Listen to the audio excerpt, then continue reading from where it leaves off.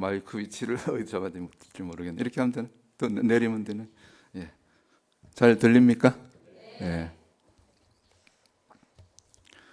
할렐루야. 하나님이 여러분을 사랑하십니다.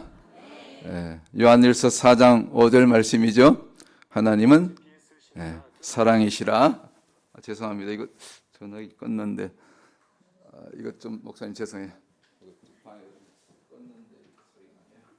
죄송합니다. 뭐든지 낯설어요. 꼭 뭘 중요한 일을 하려면 꼭 이렇게 뭐가 이렇게 좀 방해되는 일이 가끔 있더라고요. 여러분들도 삶 가운데 그런 것을 느끼실 때가 있을 줄로 믿습니다.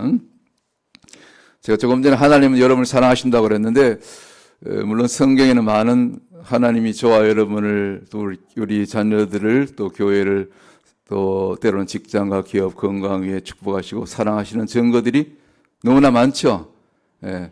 헤아릴 수 없을 정도로 많은데 저는 그 많은 가운데 다 예를 들 수는 없고, 제가 창세기 9장에 보면은 그 무지개 언약이 나오죠. 기억하십니까? 무지개 언약이라고 처음 들어보시는 분은 안 계시죠? 다시는 내가 이 땅 인생들을 물로 심판하지 않겠다. 그게 무지개 언약이죠. 언약을 갖다가 저는 히브리어를 조금 관심 있게 공부를 하고 또 설교 때도 이렇게 좀 적용을 많이 하는 편인데요. 언약을 갖다가 무지개를 갖다가 히브리어로 케쉐트라 그래요. 한번 따라 해볼까요? 어렵죠? 케쉐트. 좀 어렵죠, 발음이.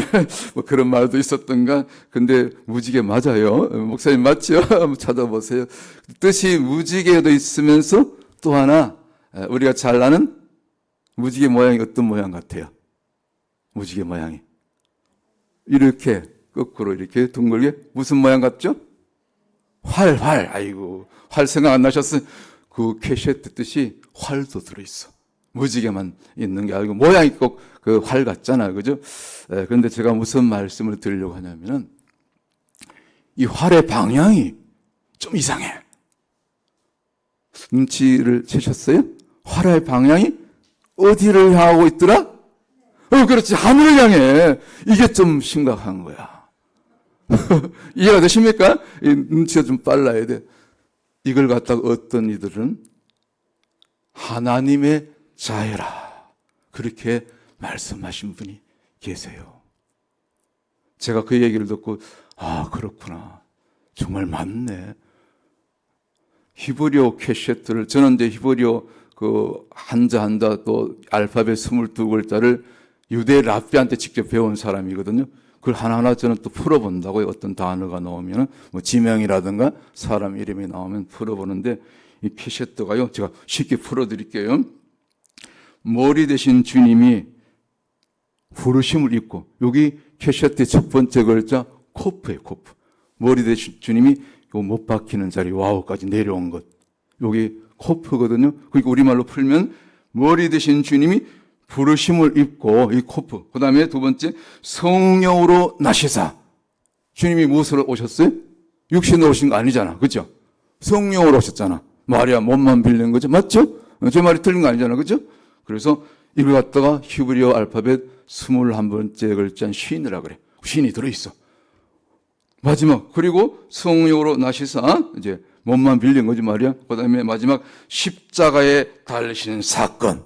세 번째 글자가 테트. 테트가 히브리어 알파벳 마지막 22번째 글자인데, 테트는 십자가를 나타내는 글자예요. 그러니까 맞죠? 십자가에 달리신 사건. 이게 무지개. 이해가 되시죠? 그 무지개 방향이, 다시 말씀드려서 그 활의 시가 지금 세상이 아니고 저와 여러분이 아니고 하나님 자신을 향해서 이렇게 활시가 당겨져 있다는 것이죠. 이것이 창세기 9장에 나오는 영원한 언약입니다. 이걸 갖다가 히브리어로 케쉐트라 한다. 아멘 맞습니까? 아멘이죠? 히브리어 나온 김에 하나만 더 배워보십시다. 아멘을 갖다가 히브리어 원어로는 아만이라 그래. 한번 따라해봐요. 아만. 잘하셨어요. 비슷하잖아, 그죠? 우리말에 비슷한 단어가 있는데 뭐죠? 금방 기억 안 나요? 암만이죠, 암만. 암만 해도, 암만이 무슨 뜻이죠? 그렇고 말고, 또 약간 부정적인 언어는 아무리 그래도 그렇지, 우리가 하나님 빼고, 예수님 빼고 우리가 어떻게 살 수 있어? 우리 그리스도인들 다 그런 고백하잖아, 그죠? 그러니까 강한 부정은 오히려 긍정이죠. 그렇죠? 그러니까 아멘 어쩔 수 없이 아멘인 거야. 그 출발이 아만. 예, 그렇습니다. 그래서 우리말이요, 참 좋아. 암만, 그렇지. 암만. 그렇죠. 그렇고 말고.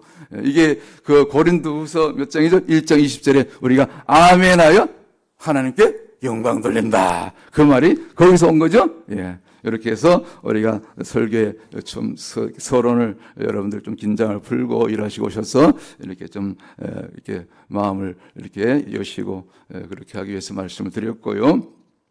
이제 그 많은 사람들이 지금은 무슨 시대라 그러죠? 무슨 때?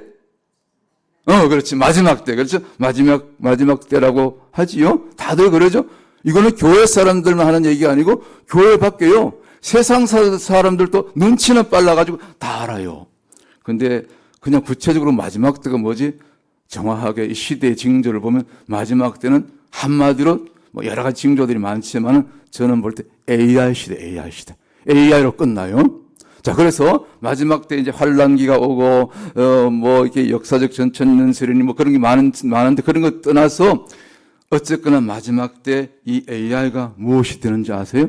AI가 신이 되어버려, 신이. AI가 신이 된다니까? 그래서 영이 들어가면 그 사탄이 되는 거야, 사탄. 그리고 AI가 말해 못해. 말 잘하죠. 말만 합니까? 일도 잘하고, 뭐, 못하는 게 없어.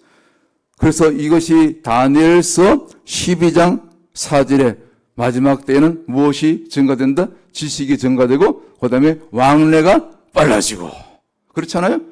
그냥 이 지구를 한 바퀴 돌 정도가 아니라 이번에 그 달까지 막 며칠 만에 갔다 왔잖아. 그죠? 이거 전부 뭐든지 빨라지는 거야. 그래서 이 AI가 결국 신이 되는데 그러면 또 다른 신이 있어. 진짜 신이 있어. 하나님 빼고 요한복음 10장 35절에 보니까 하나님의 말씀을 받은 자들 갖다 뭐라 그러죠? 신이라 하였더라. 맞죠? 구약에도 보니까 모세가 바로 앞에 섰을 때 모세가 좀 이렇게 쭈뼛쭈뼛할 때 너 두려워하지 마. 너 말 잘못하면 아론이 있잖아. 그리고 너는 바로 앞에 무슨 존재? 신과 같은 존재가 되리라. 하나님 직접 말씀하셨어요. 그러니까 우리가 진짜 신은 아니고 우리 안에 예수가 있기 때문에 예수 신이 있기 때문에 저와 여러분을 그래서 말씀을 받은 자들을 신이라 하는 것이 증명이 되는 것입니다. 요한복음 10장 35절 맞지요? 그래서 결국 마지막 종말이 되면 이 신과 신의 전쟁이 붙어. 다른 말하면 신의 전쟁이야. 이해가 되시죠? 최후의 영적 전쟁이죠. 그럼 거기서 누가 이길까요? 누가 이길 것 같아? AI가 이길 것 같아? 사탄이 이길 것 같아? 당연히 씨 웃는 거 보니까 말 안 해도 목사님 그런 걸 다 물어보신다고. 우리가 이기죠. 성도는 승리하게 될 줄 믿습니다. 최후 승자는 교회가 승리하는 것이고 성도가 승리하게 되는 줄 믿습니다. 믿으시기 바랍니다. 할렐루야. 그래서 우리는 요한복음 11장 25절 26절의 말씀처럼 자, 우리 부활에 대한 말씀 아닙니까? 예수께서 가라사대 나는 부활이요 생명이니 나를 믿는 자는 무릇 들어갔죠. 죽어도 살겠고 무릇 살아서 나를 믿는 자는 영원히 죽지 않게 되리라. 너희가 이것을 믿느냐? 그렇게 말씀하셨죠. 우리는 죽어도 사는 거야.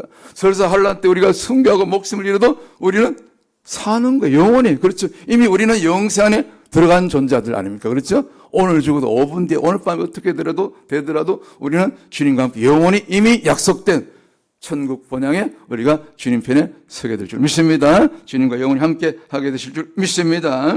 그래서 결국 우리의 신앙 여정은 한마디로 네 글자로 진리전쟁. 진리가 뭐죠?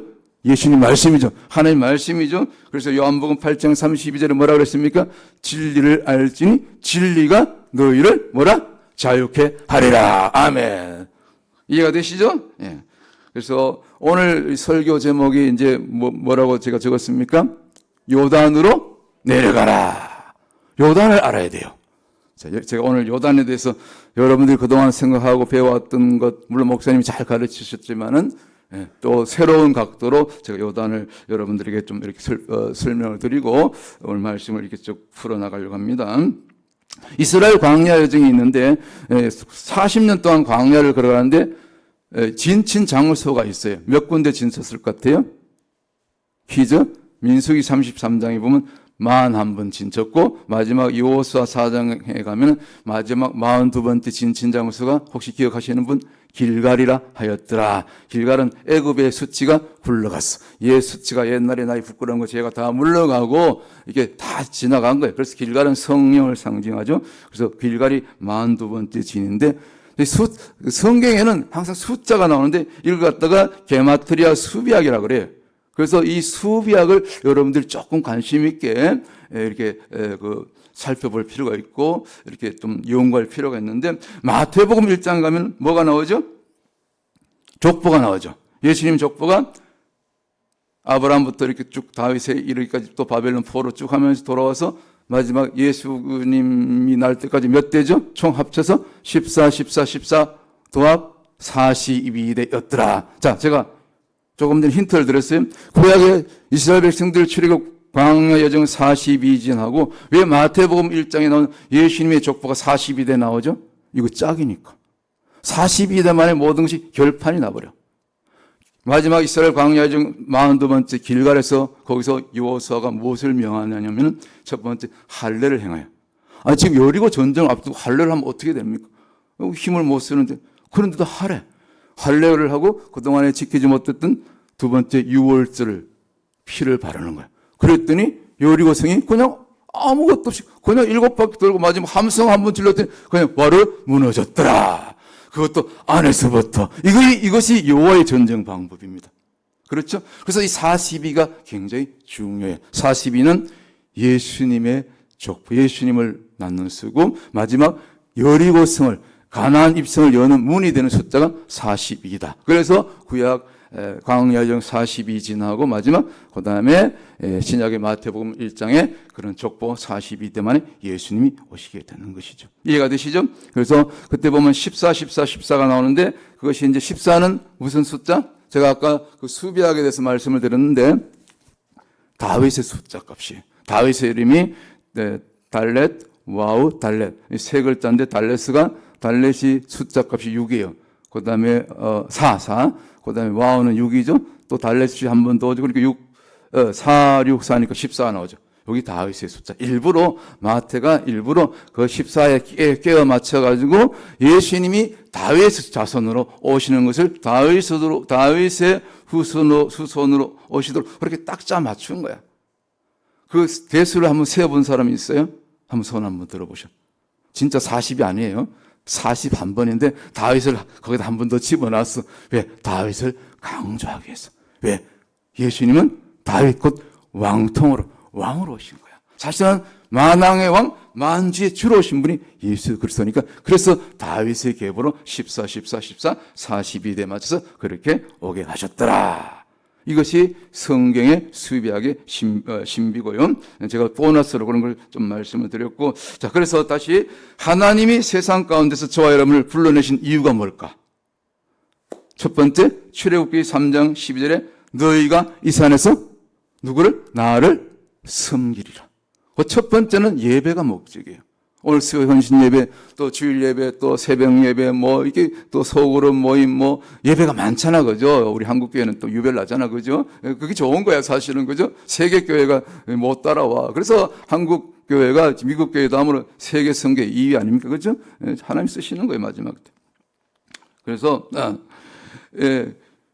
또 이사야서 43장 21절에 보니까 이 백성은 내가 누구를 위해서? 나를 위하여 지었나니 나의 무엇을? 찬송을 부르게 하려 함이니라. 찬송이 뭐요? 예배지. 입술의 제사지. 그렇잖아요? 그래서 항상 예배는 찬송이 빠지면 뭐라 그러죠? 있잖아. 그죠? 하여튼 빠지면 안 되는 거야. 약방의 감초처럼 반드시 찬송이 있어야 되고. 그런데 이 이스라엘 백성들이요. 아이고, 주여 참 하여튼 진짜 많이 맞아야 돼. 홍해를 건넜잖아. 홍해 도와. 그래서 이 홍해를 도한 사건을 고린도전서에서는 고린도전서 나중에 한번 찾아보세요. 10장에서 뭐라고 했냐면 구름과 바다에서 우리 침략에는 이제 침례받았다 그러고 보통 우리 성경에는 세례라고 되어 있는데 성경에 보면 구름과 바다에서 세례받았다 그래. 그러면 우리말로 교회식으로 얘기하면 세례교인인 거야. 광야 백성들이 그 200만이 1세대, 2세대 포함해서 세례식은 받아놓고 자, 한 1년 이제 한 3개월 지나서 어디로 오게 되냐면 시내산에 도착해. 시내산 밑에. 그런데 모세가 시내산에 그 금식하면서 2번 올라갔잖아요. 몇 번 올라갔는데, 근데 그 금식하면서 2번째 올라갔을 때 40일 동안 그 계명 받느라고 늦게 내려오니까 밑에서 난리가 났죠. 뭘 만들었죠? 막 아론을 부추겨가지고 아론을 협박해가지고 그래도 그렇지 아론이 그 넘어갔어. 그거 잘못된 건데 어쨌거나 하나님 용서하셨는데 그래가지고 뭘 만들었죠? 우상재단 만들었죠.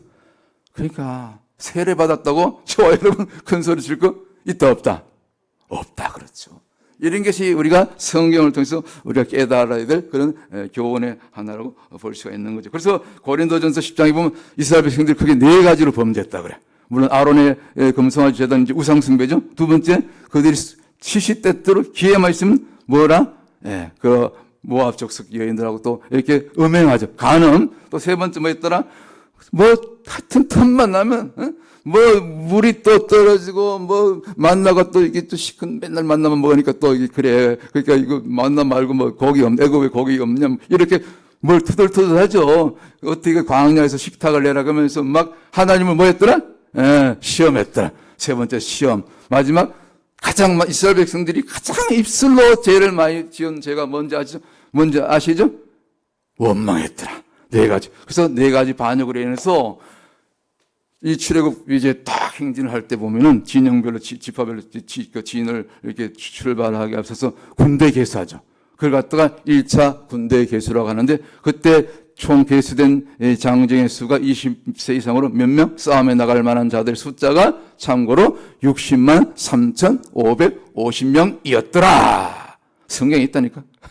그 중에서 누구? 여호수아 갈렙 외에는 다 60만 그러니까 3,548명 가나안에 들어가 보지 못하고 요단강도 건너보지 못하고 다 광야에서 죽었더라. 세례 받았다고 큰 소리 칠 거 못 되죠? 다 죽어. 끝까지 순종하지 않으면 그러니까 원망은 이거는 그냥 죽는 거야. 우리 원망하지 마십시다. 입술에 아예 재갈을 물려야 돼. 그렇죠? 이사야 선지처럼 인도로 그냥 지져버려야 돼. 저부터. 그럴 때 우리가 그래도 좀 순종할 수 있고 하나님의 우리가 좀 앞에 우리가 조금 거룩한 모습을 이렇게 찾아갈 수 있는 거죠. 제가 하나만 더 예를 들게요. 에덴 동산에 아담하고 뭐 때문에 무너졌어요? 떨어졌어요?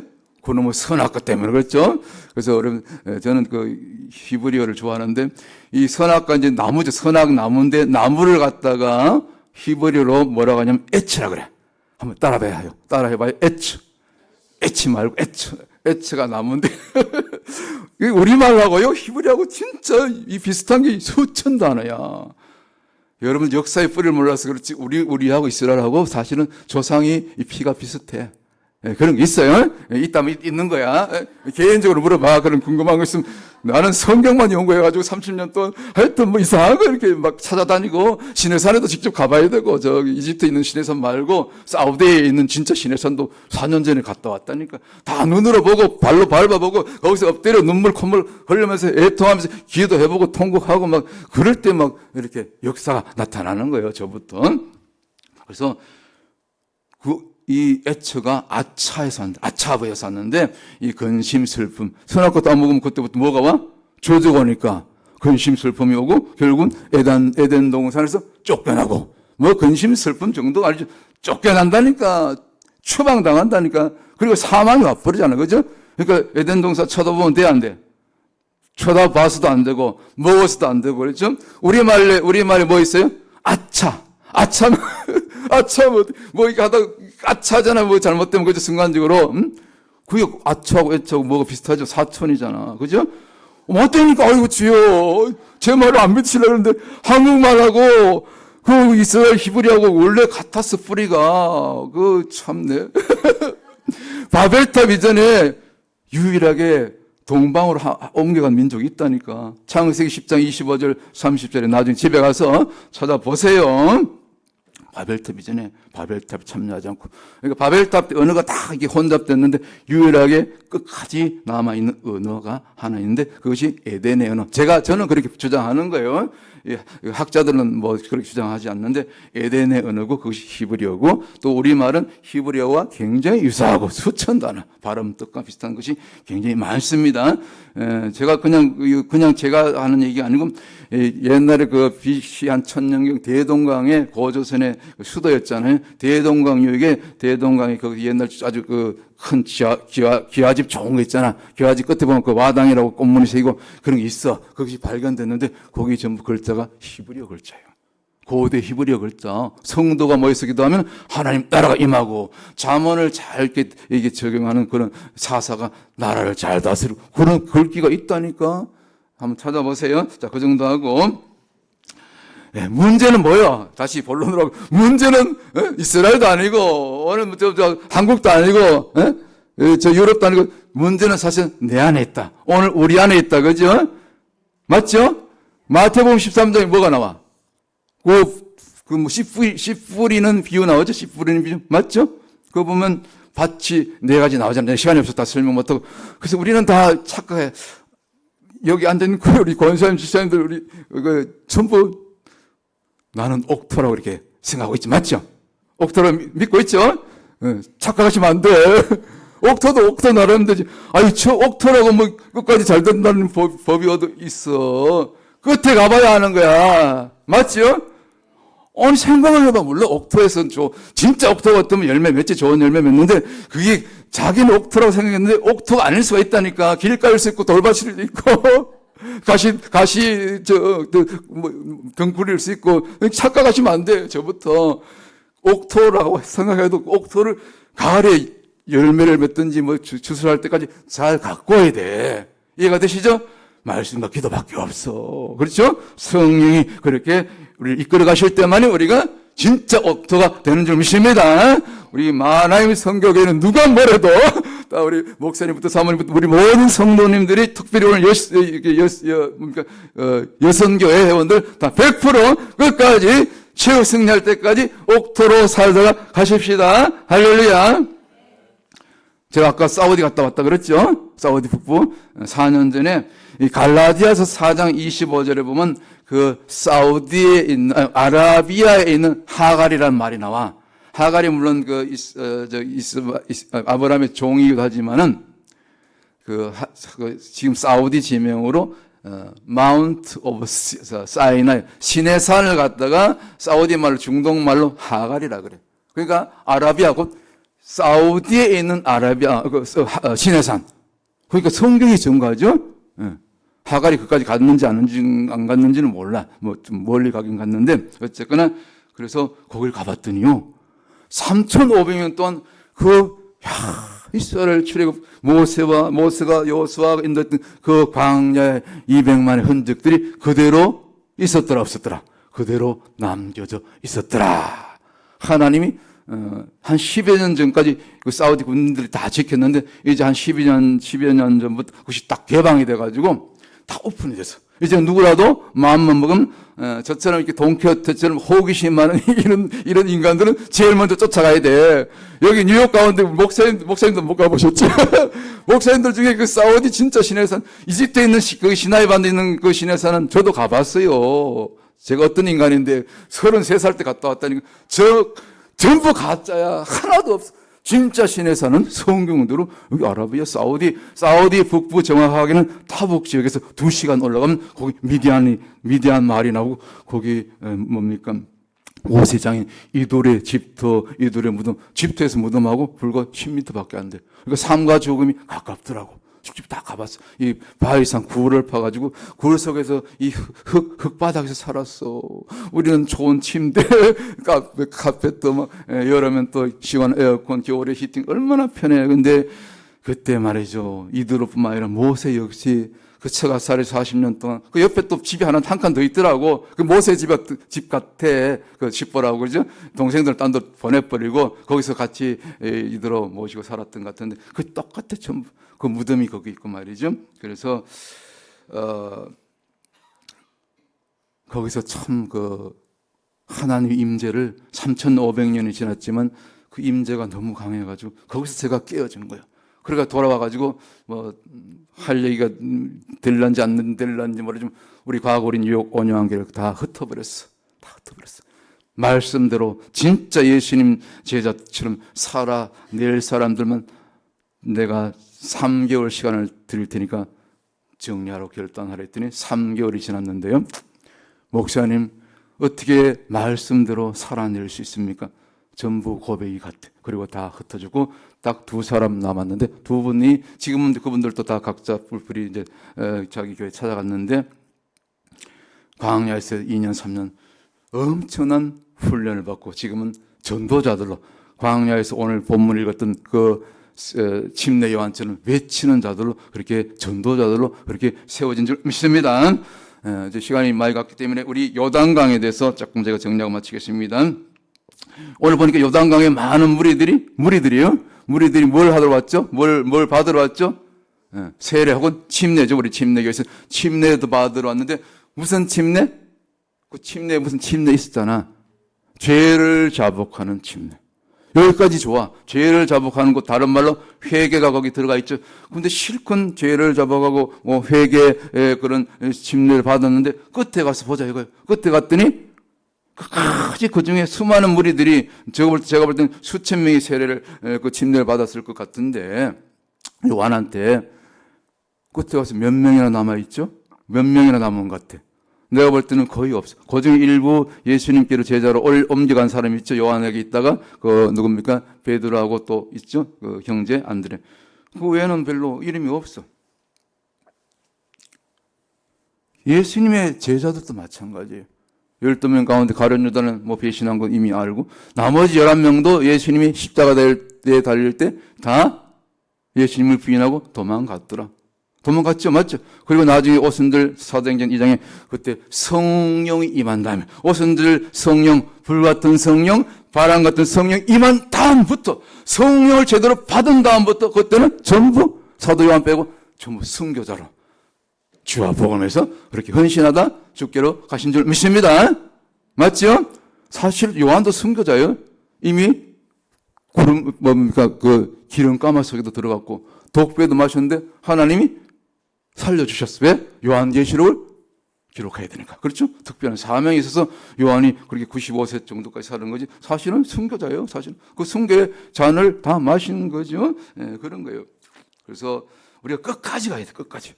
중요한 건 이제 진짜 본론이네. 오늘 본문에 보니까 침례 요한이 베푸는 그 침례는 죄를 자복하는 그 침례로 끝나죠. 그리고 나서는 뭐 아무 얘기 없죠. 근데 중요한 거 끝에 가서 중요한 건 뒤에 나오죠. 그렇죠?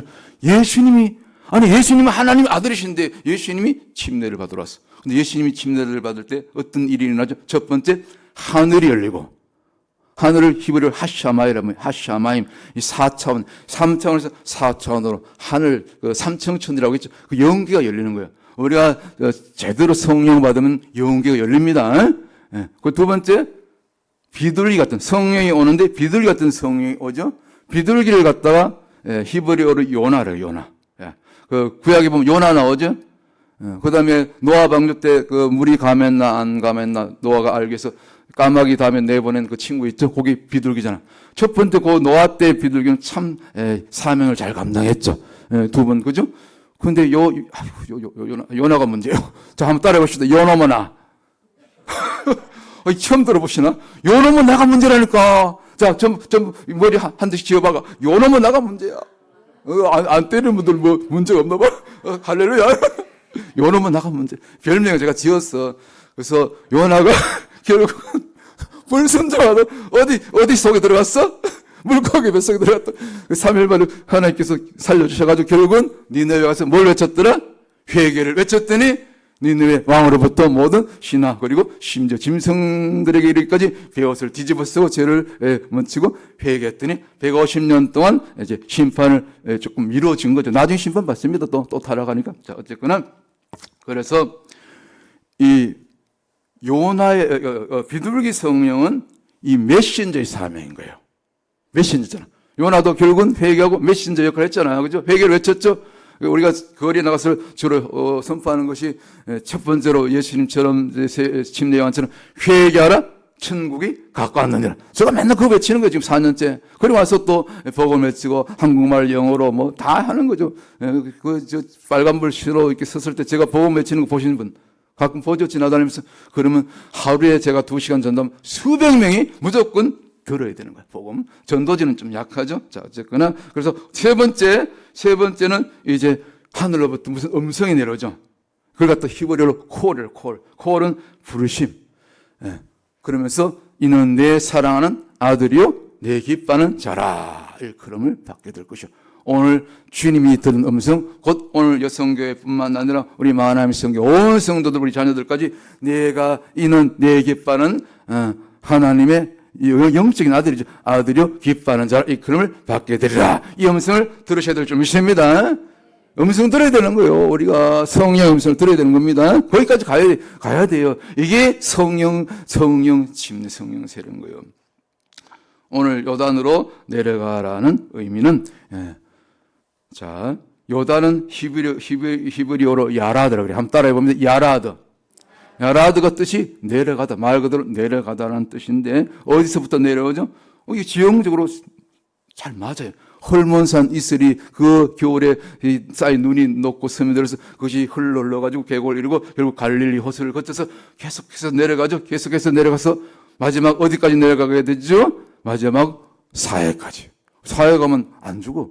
그거는 뭐 수영할 줄 몰라도 다 뜨게 돼서 역설적으로 죽으면 사해가 죽음받아잖아. 죽으면 사는 거야. 우리가 말이죠. 저와 여러분이 믿음으로. 그렇죠?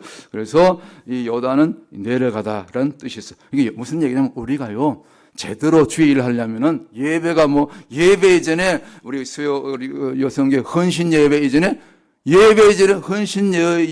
헌신 이전에 뭐가 먼저 있어야 된다? 내가 죽는 사건. 저와 여러분이 요단으로 내려가는 사건이 먼저 있어야만이, 이 야라드가 먼저 있어야만이 그때 뭔가 역사가 일어나게 된다. 오늘 제가 이 요단으로 내려가는 제목이 사실 여기서 온 거예요.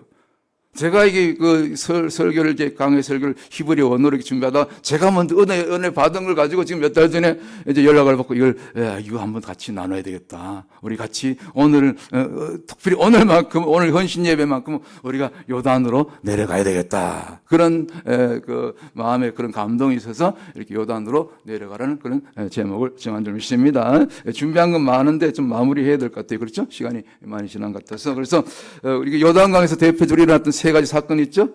기억하십니까? 여호수아가 이제 그 여리고성 정령하기 전에 요단강을 먼저 건너야 되잖아. 그렇죠? 그때 제사장들이 법궤를 메고 일단 요단강에 발을 내딛었을 때, 그때가 3, 4월 우기 때였어요. 우기 때는 강폭이 건기 때는 한 10m, 20m 얼마 짧은데 우기 때는 한 1km 강이 굉장히 폭이 넓고 깊이도 몇 미터 돼. 그럼 들어가면 빠져 죽는 거야.